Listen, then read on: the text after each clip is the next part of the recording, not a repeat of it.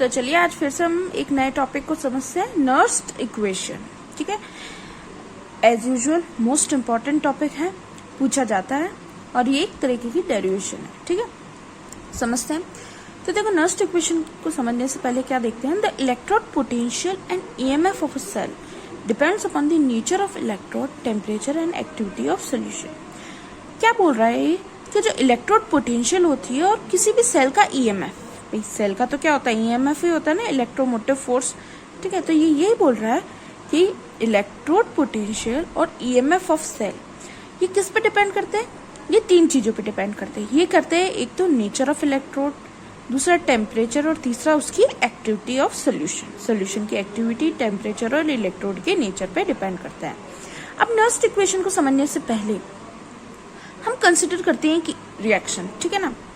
Late us consider a general reaction, AA plus BB give LL plus MM up to so on, जो भी है ये equation 1B। अब देखो, free energy change for above reaction, अगर हमने ये रिएक्शन लेट करी, ठीक है। अब इस अबव रिएक्शन का हमें क्या करना है, अगर मुझे फ्री एनर्जी चेंज लिखना तो मैं किस तरीके से लिखूंगी, मैं इसको लिखूंगी del G equals to del G not plus RT ln।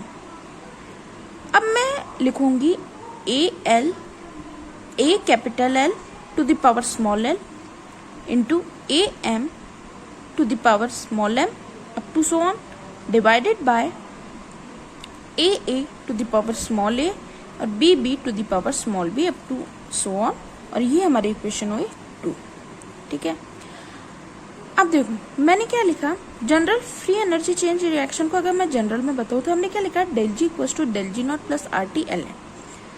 हमने लिखा प्रोडक्ट अपॉन रिएक्टेंट। भाई हमने सबसे पहले क्या लिखी, प्रोडक्ट अपॉन रिएक्टेंट। ये प्रोडक्ट है और ये हमारा क्या है, रिएक्टेंट। तो हमने क्या लिखा, प्रोडक्ट अपॉन रिएक्टेंट। अब आप सोच रहे हो मैम ये क्या लिखा, तो एक तरीके से आप समझें कि ये मैंने किस प्रोडक्ट और रिएक्टेंट की क्या लिखी, एक्टिविटीज लिखी, क्योंकि यहाँ पर जो स्मॉल है वो क्या शो करता है, activity of product and reactant, और डेल जी नॉट क्या होता है, फ्री एनर्जी चेंज। क्योंकि हमें अबव रिएक्शन को हम किस फॉर्म में लिखना था, हमें फ्री एनर्जी चेंज के फॉर्म में लिखना था, भाई हमने लिख दिया इस तरीके से, और इसको एक्टिविटी के फॉर्म में भी लिख दिया, जिससे हमें पता चल गया जो स्मॉल है वो क्या है, एक्टिविटीज है। अब देखो, सिंस डेल जी की वैल्यू हमें एक और जानते हैं कि ये क्या होती है, -NFE।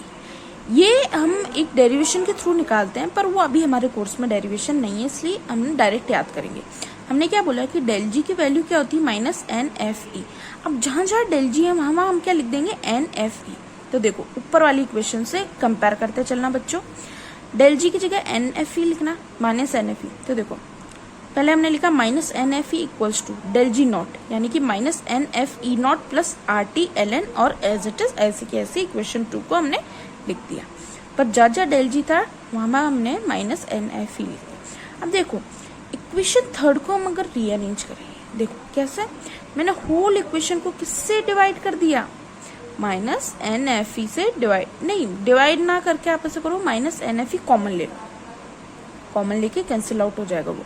तो देखो जब हम इक्वेशन 3 को रीअरेंज करेंगे तो हमारे पास क्या इक्वेशन आएगी, E equals to E not minus RT NF ln, और सेम ये कंसंट्रेशन वाला पार्ट आ जाएगा।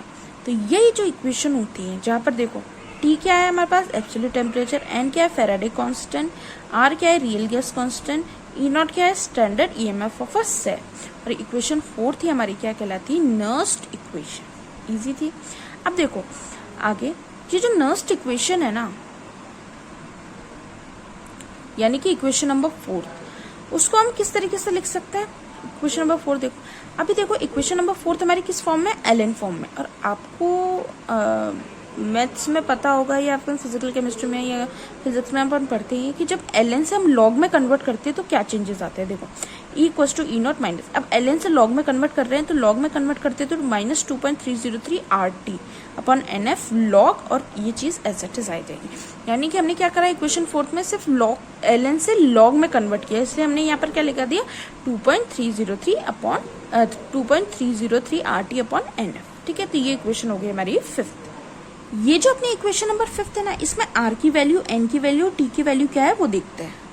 ये देखो R की वैल्यू जो कि गैस कांस्टेंट होता है ना, 8.314 एफ जो कि फैराडे कांस्टेंट, इसकी वैल्यू फिक्स होती है कूलम में, और टी हमने क्या लिया 298 केल्विन लिया। अब देखो यहाँ पर मैंने क्या लिखा 2.303 RT/NF, जो कि मेरी इक्वेशन 5th में आ रहा है यूज, जब हमने ln को log में कन्वर्ट किया तो 2.303 RT/NF है ना, इसको मैं किसके इक्वल रखूंगी 0.0591/n। अब आप बोलोगे मैम ये चीज कहाँ से, तो सुनो यहाँ पर R और T और N और F की वैल्यू आप पुट कर दें। आप जब इसे सॉल्व करेंगे तो हमारे पास क्या आ जाएगी, ये वैल्यू आ जाएगी। तो हमने क्या करा, जो 2.303 RT/NF है उसकी जगह हम क्या पुट करेंगे 0.059n। तो देखो एक बार यहाँ पर भी आप समझ लो, यानी कि इस वैल्यू की जगह हम क्या पुट करेंगे, जो हमारी नई वैल्यू है। तो देखो हमारी इक्वेशन नंबर 5 किस तरीके से फॉर्म हो जाएगी, E=E0 माइनस वो 2.303 की जगह हमने क्या लिख दिया 0.0591n, और ये जो पार्ट है प्रोडक्ट अपॉन रिएक्टेंट ये तो एज इट इज, ये हमारी इक्वेशन नंबर 6 है। अब देखो आगे ये दो बातें बोलता है, क्या बोलता है, here it should be remember that activity of solid liquid gas at 1 atmospheric pressure should be taken unit. ये क्या कह रहा है कि हमेशा ये चीज ध्यान रखना कि अगर हम एक्टिविटी लेते हैं, चाहे सॉलिड के लिए, लिक्विड के लिए, गैस के लिए, ठीक है, हमेशा अगर 1 एटमॉस्फेरिक पे अगर हम इनकी एक्टिविटीज लेते हैं तो हमेशा क्या कहलाती है, यूनिटी कहलाती है, यानी कि 1 कहलाती है। और फर्दर वो क्या कहता है, अगर हम डाइल्यूट सोल्यूशन ले, since for the dilute solution activity are almost equal to the concentration of solution. क्या कह रहा है, अगर हम डाइल्यूट सोल्यूशन की बात करें तो उसमें एक्टिविटी अगर हम लेते हैं वो हमेशा किसके इक्वल होती है, कंसंट्रेशन ऑफ सोल्यूशन के इक्वल होती है। देयरफॉर एक्टिविटी टर्म में be replaced by concentration of Nernst equation.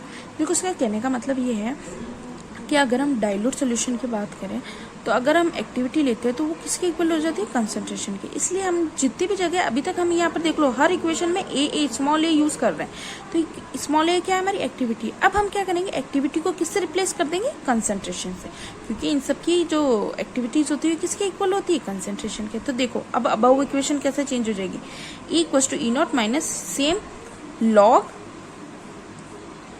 बेटा यहाँ पर ये लॉग लगा देना आप, मैं लॉग लगाना भूल गई, ठीक है ना। देखो लॉग, अब ये जो एक्टिविटी वाला पार्ट था, अब हमने क्या किया, एक्टिविटी किसके इक्वल हो जाएगी, कंसंट्रेशन की। तो अब एक्टिविटी की जगह हम क्या लिख देंगे, कंसंट्रेशन। इस स्क्वायर ब्रैकेट्स को हम किससे शो करते हैं, कंसंट्रेशन। तो देखो concentration of L to the power L, M to the power M upon A to the power A और B to the power B। तो ये हुई हमारी डेरिवेशन हुई नर्स्ट इक्वेशन को लेके, जो कि इजीली है। कुछ बातें हैं जो कि आपको ध्यान रखनी है।